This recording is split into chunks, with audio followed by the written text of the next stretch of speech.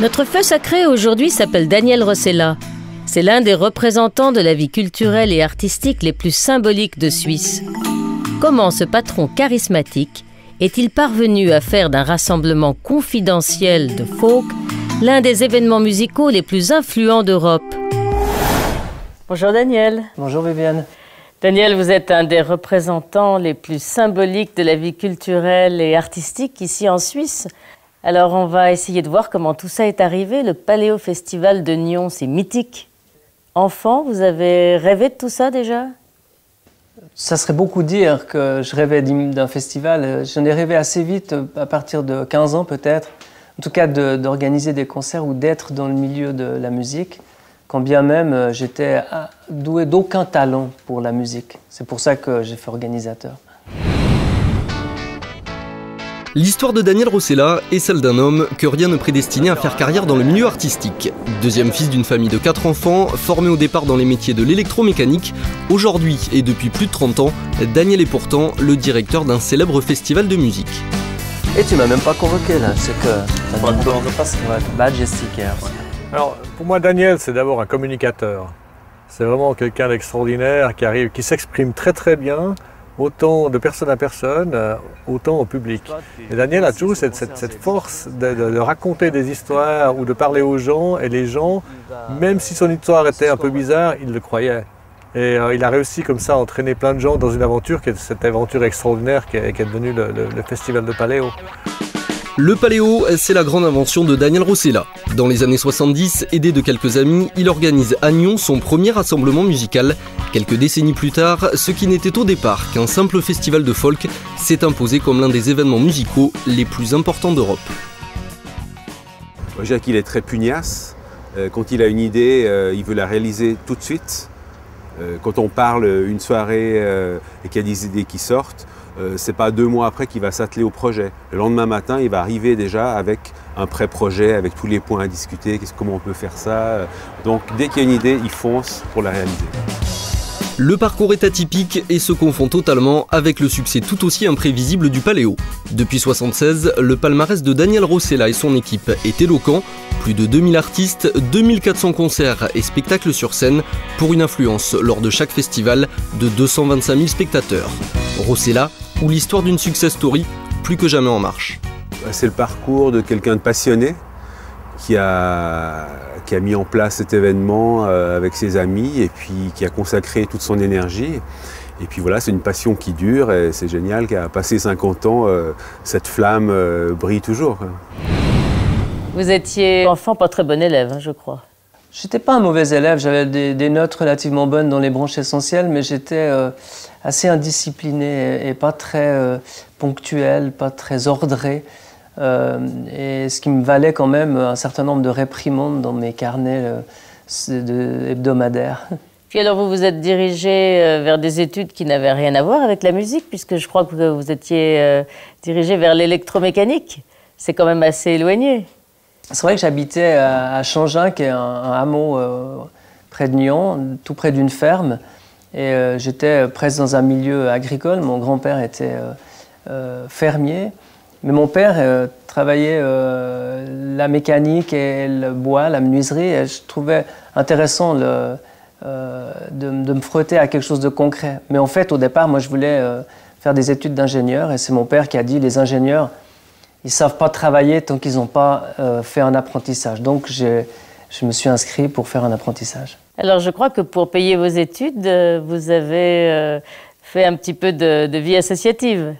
Ben c'est ça. Après, j'étais à l'école d'ingénieur et là, j'avais plus d'argent. Et je travaillais comme animateur socioculturel à mi-temps, ça veut dire tous les soirs et tous les week-ends. Et c'est là que j'ai eu l'opportunité d'organiser le premier concert. J'avais un peu plus de 19 ans. Et c'était une expérience extraordinaire. Ben oui, parce que c'était l'occasion de faire partager ma passion. J'étais un mordu de concerts. J'allais voir plein de concerts. J'écoutais des dizaines de disques. Et là, c'était l'occasion d'expliquer aux autres qu'est-ce que c'était le concert et d'associer tous les adolescents dont je m'occupais comme animateur. Donc il y avait une notion un peu pédagogique et même pour des postes ingrats, on trouvait preneur pour les nettoyages, pour la sécurité, pour le rangement, etc. Un esprit de milice, au fond. Ben oui, c'était de faire en sorte que tout le monde participe d'une manière ou d'une autre à ce concert, depuis la création de l'affiche, l'impression des affiches en sérigraphie, la promotion, jusqu'au rangement final, voire au repas qui allait suivre le concert.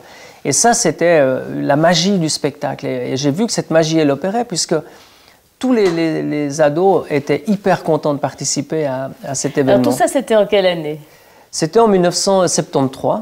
Le premier concert, c'était en février 1973.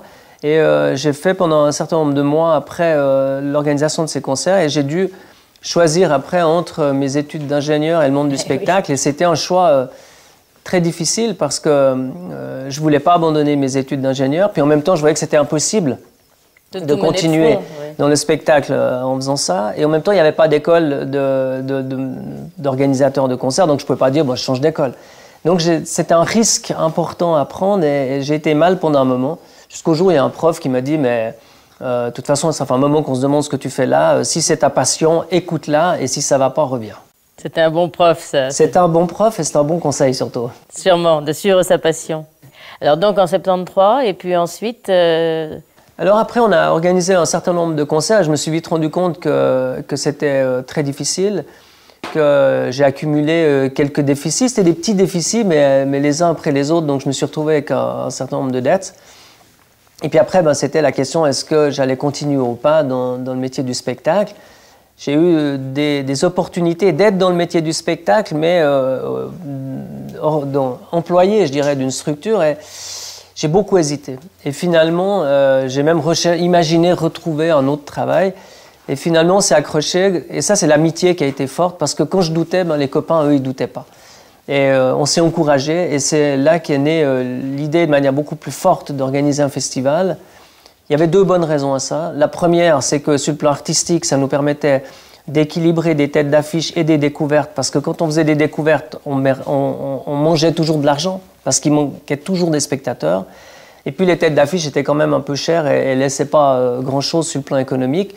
Donc, à la fois au niveau artistique, ça nous permettait de colorer la manifestation avec les artistes qu'on avait envie d'inviter. Et puis sur le plan économique, il y avait une rationalisation des frais. Ça nous permettait de mieux contrôler un certain nombre de recettes, parce que ce qu'on s'est aperçu, c'est que quand il y avait des concerts, tout le monde gagnait de l'argent, sauf nous.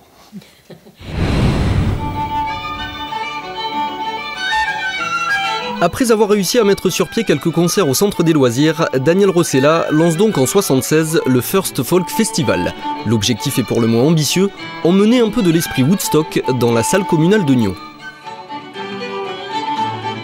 L'équipe d'organisation de l'époque comptait une quinzaine de personnes. Parmi elles, Jacques Mounier, actuel programmateur du Paléo Festival, mais également François Monrayon et Jean-Michel Ostetler, des amis d'enfance de Daniel. Plus de 40 ans après, les trois hommes se retrouvent devant la fameuse salle communale. Tu viens, ça va? En forme? En flashback. En flashback, comme les vieux. Pour moi, cette salle, c'était un mythe. Johnny Hallyday a joué dans cette salle à l'époque où il faisait Killiwatt, donc son premier 45 tours. Et moi, j'ai pas eu le droit d'y aller parce que j'étais trop petit. Alors, c'était quand même un truc, ça voulait dire musique, mais ça voulait dire tous les événements. C'était la seule salle à Nyon où il se passait quelque chose. Sans argent, sans annonceur et sans appui politique, à l'époque, les jeunes gens ont l'idée de louer un char qui déambule dans toute la ville. Il s'agit alors d'attirer les spectateurs et faire connaître le festival, un festival à la programmation déjà très ambitieuse, avec des artistes folk tels que John Renbourn, Jack Trees et surtout Malicorne, célèbre groupe des années 70. Quelque part dans le milieu folk, c'était les stars que tout le monde voulait, donc on était très fiers de les inviter pour la première année. On était allé voir leurs agents à Paris, on avait expliqué notre projet. Et puis là aussi, les agents nous ont fait confiance. Ils ont fait confiance à une bande de gamins d'une vingtaine d'années. Hein. Donc ça, il fallait le faire. Donc on est aussi reconnaissant que des gens aient pris le risque de travailler avec nous. Et l'audace s'avère payante. En 3 jours, le First Folk ramène 1600 personnes dans la petite salle communale. Un succès qui oblige les organisateurs dès l'année suivante à organiser le festival en plein air. Ce sera sur la plaine de Colovray, un site aujourd'hui fermé au public et plutôt difficile d'accès. C'est machin. Faut que je redescende, mais... C'est bien, bravo. En 77, il y avait un petit porche d'entrée assez discret. La scène était tout au fond, là, au bord du lac. Et puis il y avait une deuxième scène pour les artistes découvertes, mais c'était juste un char qu'un paysan nous avait proposé. Et les artistes jouaient là, sans sono, c'était vraiment roots. Il fallait vraiment avoir du courage pour se lancer sur cette petite scène. La seule problématique du terrain qu'il y avait à l'époque, c'était la resquille. Et on avait de la chance parce que le terrain était entouré de ronces, de piquants. Donc les resquieurs qui venaient la nuit, on les entendait de loin parce que ça gueulait « aïe, aïe, aïe !» Et on les repérait tout de suite, mais c'était un peu le gros problème. Car là encore, le succès est immédiat. Mais cette fois, ce ne sont plus 1600, mais 17 000 personnes qui investissent le terrain, aux grandes dames de la population locale. Les gens de Nyon étaient très inquiets parce que c'était des babacools qui débarquaient avec les cheveux longs. Et la bourgeoisie nyonnaise était assez inquiète d'être envahie par tous ces jeunes. Et il a fallu quelques années pour que le festival soit vraiment accepté par la population locale.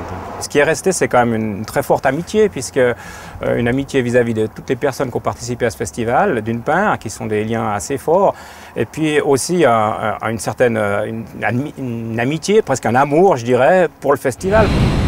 Et alors ça a été le First Folk Festival pendant combien d'années?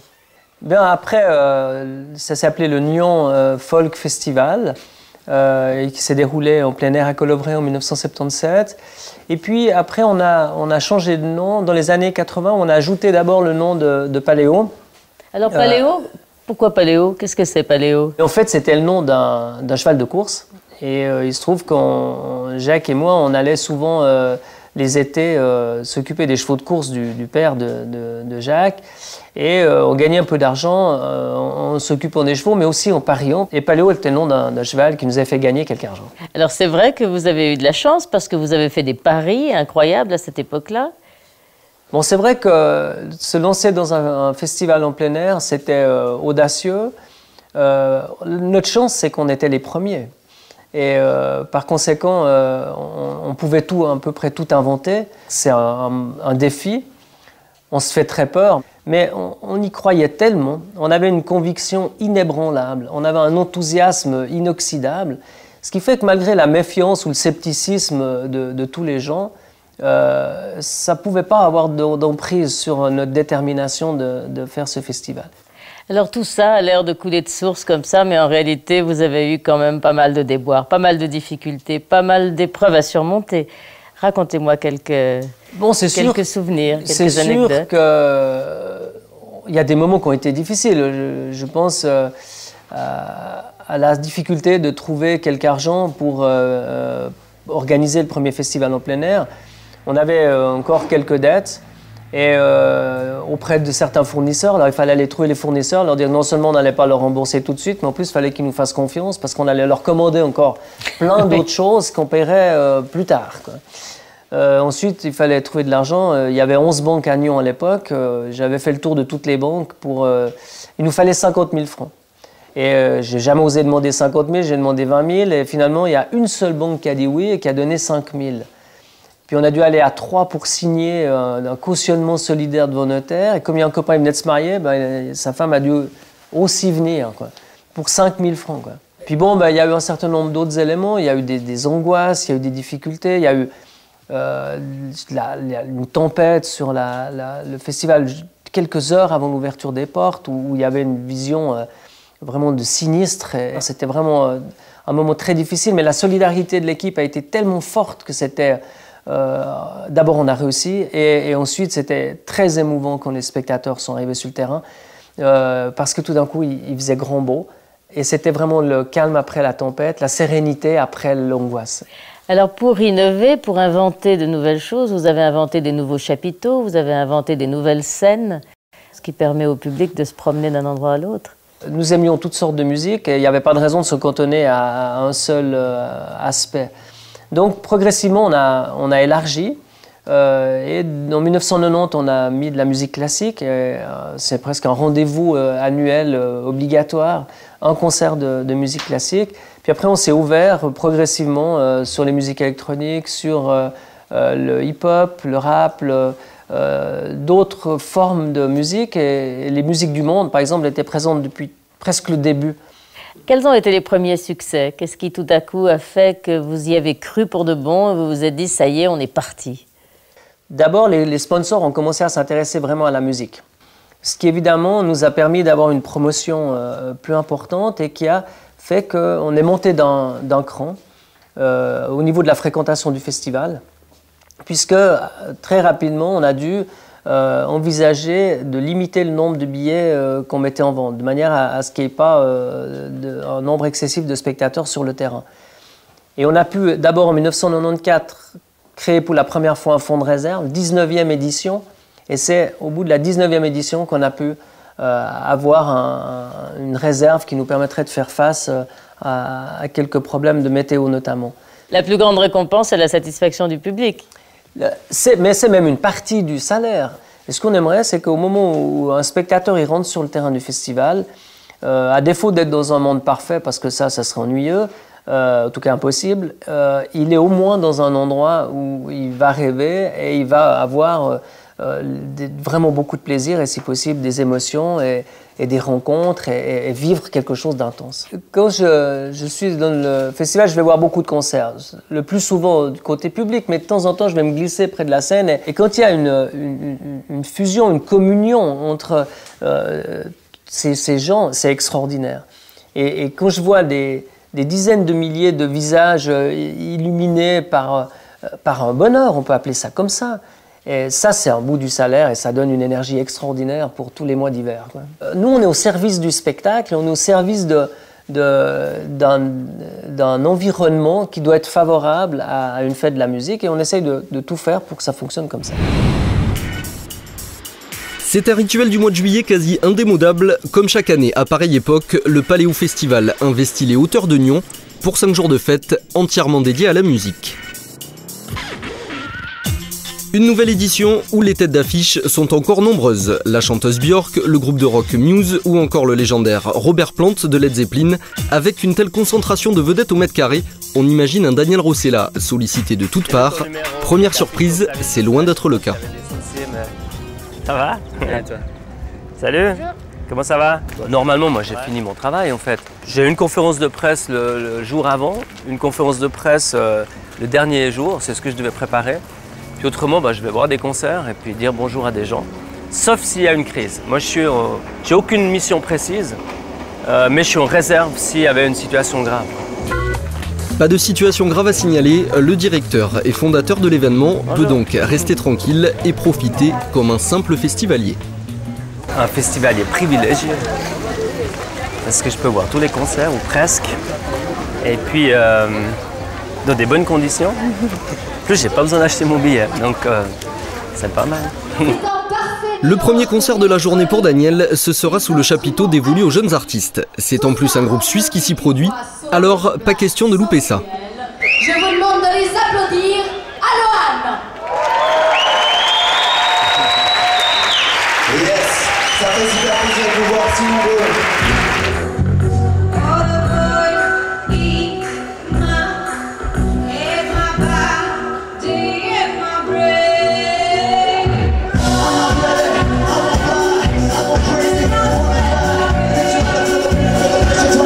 On a vu des concerts pendant des années ici, on est venu, on a reskié, on est rentré sans payer, on a fait des trucs de backstage, on a tout fait ici depuis 15 ans, on est là. C'est clair que ça a un sens, bien sûr, on est heureux, on est super heureux de le faire. Je pense que je parle au nom de tous, on est vraiment heureux de le faire. On est vraiment heureux, c'est big Paléo. Si jouer au Paléo est un privilège pour les artistes, il semble que l'état d'esprit qui règne sur le festival soit cette année encore une source de satisfaction pour le public. Accueil, organisation, programmation, c'est toujours la même analyse côté festivalier. C'est vraiment de la balle. Tout le monde fait la fête, puis on entend parler toute l'année du Paléo, quoi. C'est une date réservée chaque année. Pourquoi?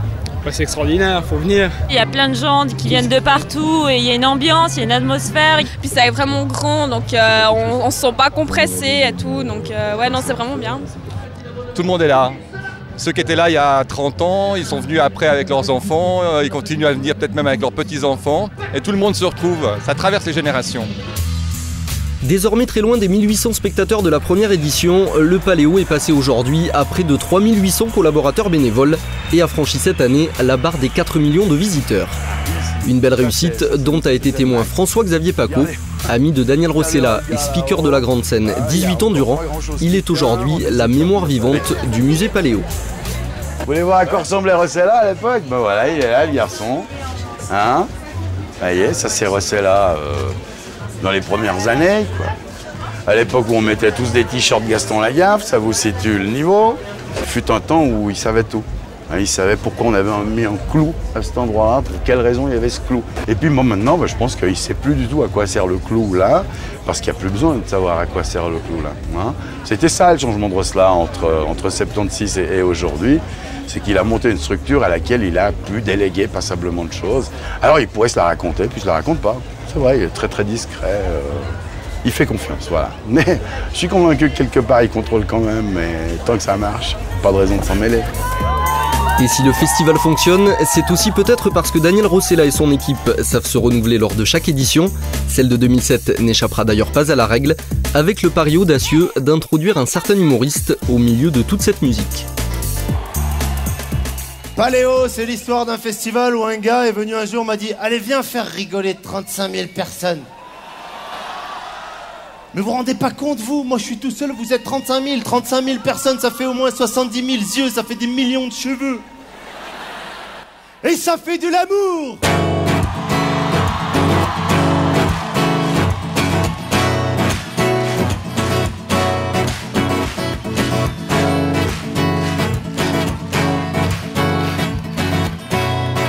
Ça va pas aller ce soir?